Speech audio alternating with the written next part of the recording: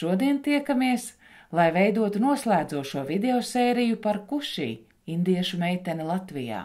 Šīs sērijas devīze būs Parunāsim. Rīgas kafejnīcā Rocket Bean Roastery Kušīs sarunbiedrene būs informācijas centra iebraucējiem juriste Gita. Kāpēc izvēle krita tieši uz Gitu? To sapratīsim sarunas gaitā. 2016. gads, pēcpusdiena, augusts, un mūsu birojā ienāk ģimene no Indijas, to var redzēt, novērtējot vizuāli. Tētis, mamma un 2 bērni, puisītis lielāks, meiteni mazāka, pavisam maza. Un saka, ka viņi ir ieradušies Latvijā, lai dzīvotu, jo tētim šeit ir darbs. Un bērniem nepieciešama skola, lai mēs palīdzam bērnus iekārtot skolā. Un ir kaut kāds 28. augusts vai kaut kas tāds, principā tūlīt 1. septembris. Tad vajadzēja ļoti veikli sameklēt skolu, kur ir ar mieru ņemt bērns no Indijas, kas nemaz nezinu, kur Latvija tā īsti ir, kur vēl dzirdējuši kādu latviešu valodā kādu vārdu.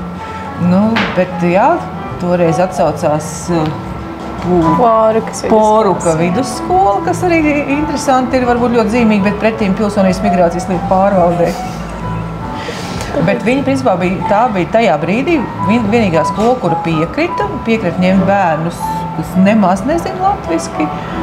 Un tas sākās Kušī un viņas ģimenes ceļš Latvijā. Un, principā, visus šos gadus tas ir bijis roku rokā ar mums. Es atceros šo pašu stāstu, bet tad es biju maziņa. Es visu neatceros, bet es atceros, ka Gita mums kaut ko rādīja datorā. Es to ļoti labi atceros. Bija kaut kāda vietne skolā, punkts kaut kas, un viņa mums rādīja, šitā skola jums varētu noderēt un tā. Un man jau bija tāds iekšējs intīms, ka šis varētu būt ļoti jauks cilvēks, kas mums palīdz jau no paša sākuma. Un tā sākās mūsu ceļš tālāk. Jā, savukārt man atkal palika iespējas, ka tā ģimene ir tāda ļoti mērķtiecīga un katrs zina, ko grib, un arī bērni ir ļoti motivēti mācīties. Un, protams, kā mums ļoti bieži ir tā, ka šie citautību vārdi mums ir ļoti grūti, tā kā citiem varbūt mūsu kārklīņš vai krūmiņš vai kaldiņš ir sarežģīts uzvārds. Ja? Tad mums arī indiešu gan vārds, gan uzvārds. Un tad man ļoti ilgi, un manuprāt, vēl šobrīd man tas viens telefona numurs ir saglabāts kā cītīgie indieši. Jo tas bija tas mans pirmais iespējas, ka šie cilvēki, ka viņi ļoti cītīgi, neatlaidīgi.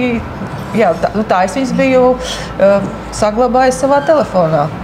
Tas atbalsts jau ir tīri tāds ar padomu, ar kādu konsultāciju, bet ar Kušiem mēs visbiežāk mācāmies. Mēs mācāmies. Vēsturi mēs mācāmies, latviešu valodu, latviešu literatūru, ko vēl? Bioloģiju, ķīmiju arī.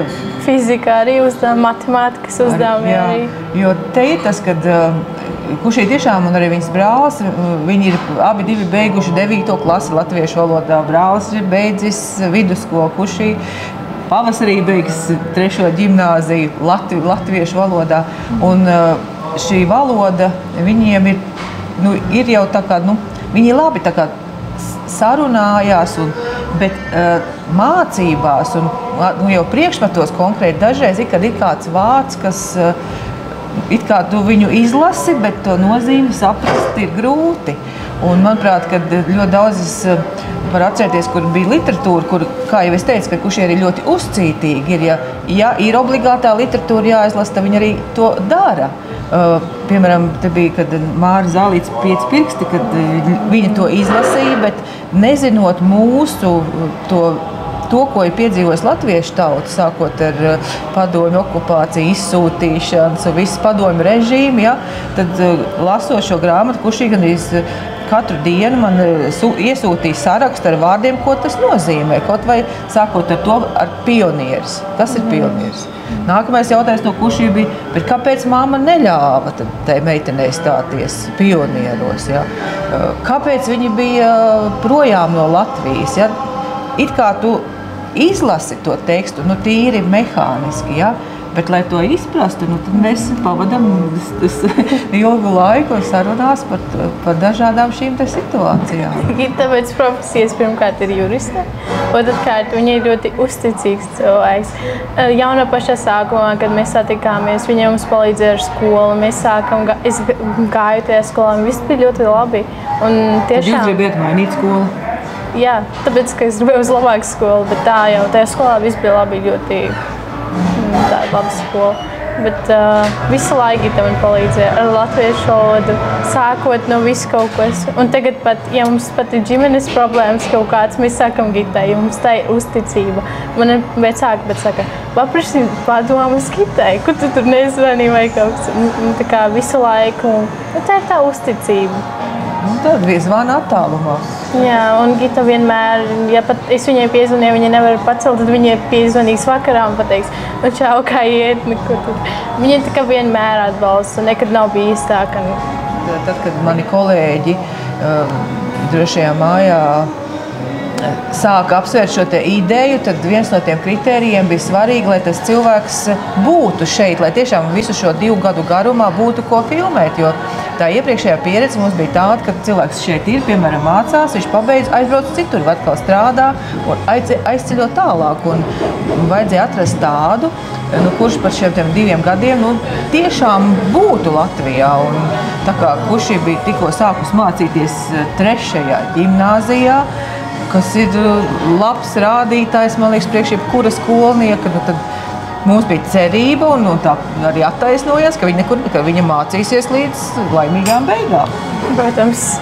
Un tādēļ droši vien izvēle krita uz Kuši, un kāpēc ar mani? Tāpēc jau tu jau dzirdēji iepriekš, ko Kuši teica, kāpēc ar mani. Lielākā uzticība.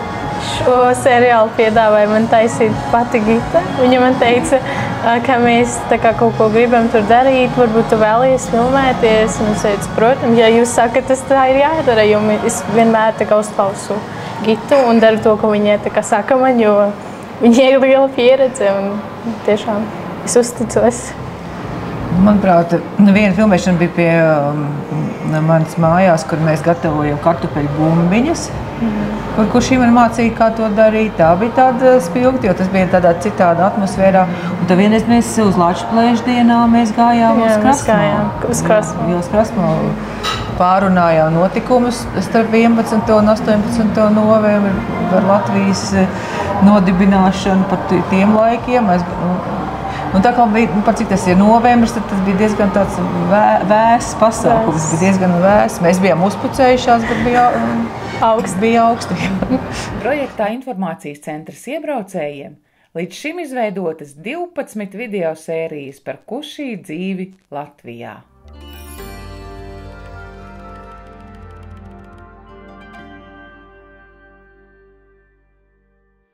Kuši Malhotra 2016. gadā no Indijas pārvākusies dzīvot uz Latviju, mācās Rīgas 3. vidusskolā, plūstoši runā latviski un labprāt lasa latviešu literatūru.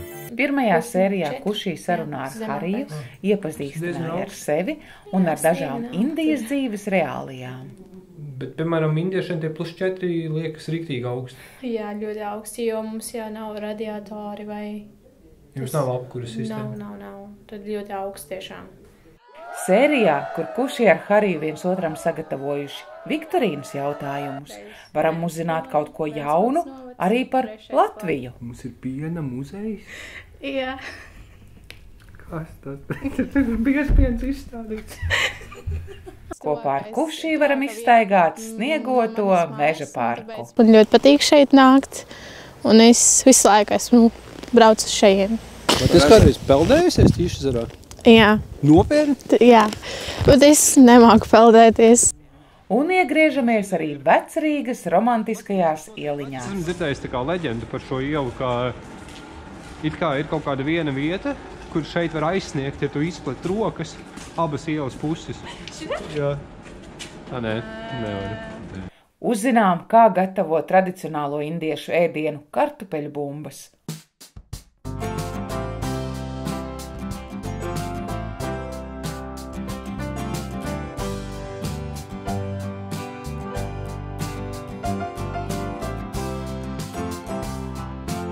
un daži pat dabū tās nogaršot. Tu vari pateikt mammai, ka Harijs teica, ka mēli var norīt latvieši, tā saka. Kušī un informācijas centra darbinieki uzspēlēja indiešu hokeju. Indijā tas ir nacionālā spēle.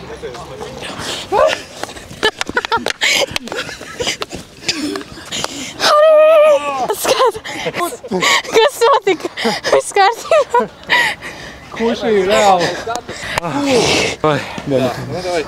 Es esmu zaudējis kādu kilometru. Kušī kopā ar informācijas centra juristi Gitu devās uz 18. novembra krastmalu un šajā pastaigā runāja par Latvijas vēsturi un brīvības cīņām. Kopā ar Kušī gājām uz kino, lai noskatītos latviešu filmu. Tā filma bija diezgan interesanta, varēja saprast kādu cilvēku.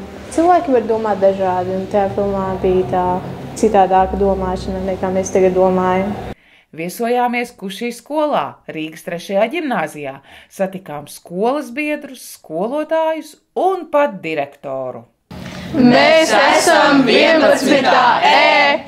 Kādu mēnesi atpakaļ iesniegumu par eksāmeniem, kādas viņi liks eksāmenus šī gadā, tad man blakus viens cilvēks teica, Klau, nevar būt, ka viņi nav latvieti. Kā īsti latvieši, kopā svinējām Jāņus.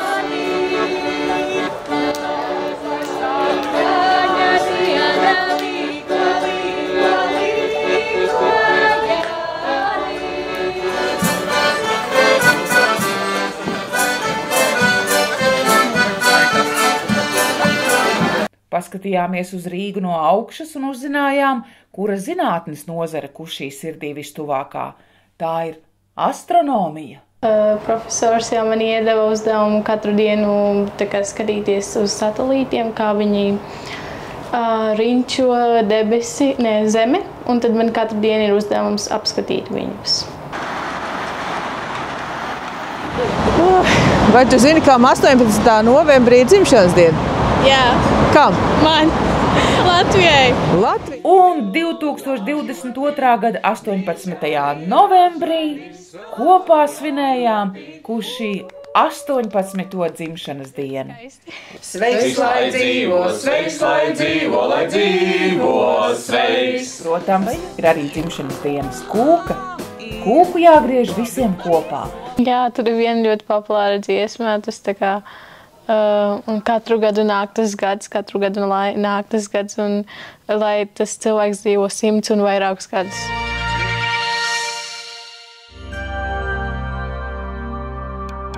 Man liekas, man Gita visu dzīvi būs vajadzīga.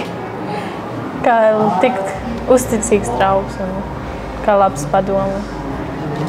Paldies! Paldies jums arī par visu! Mani vecāki arī saka, ka Gita ir tā kā tava mamma, tā kā otrā, un viņa vienmēr tev atbalstīs. Nu, un ar mammu vai ar krustmāti jau arī var būt draudzīgas attiecības, vai ne? Protams. Es tā kā tomēr tāds vecākais biedrs. Diez vai klases biedriem kopā es iešu taviem uz kafejnīcu, bet citā situācijā šodien mēs atnākam. Es novēlētu katram mums Latvijā būt drosmīgākam un atvērtākam pret citādo, pret svešo, pret nezināmo, jo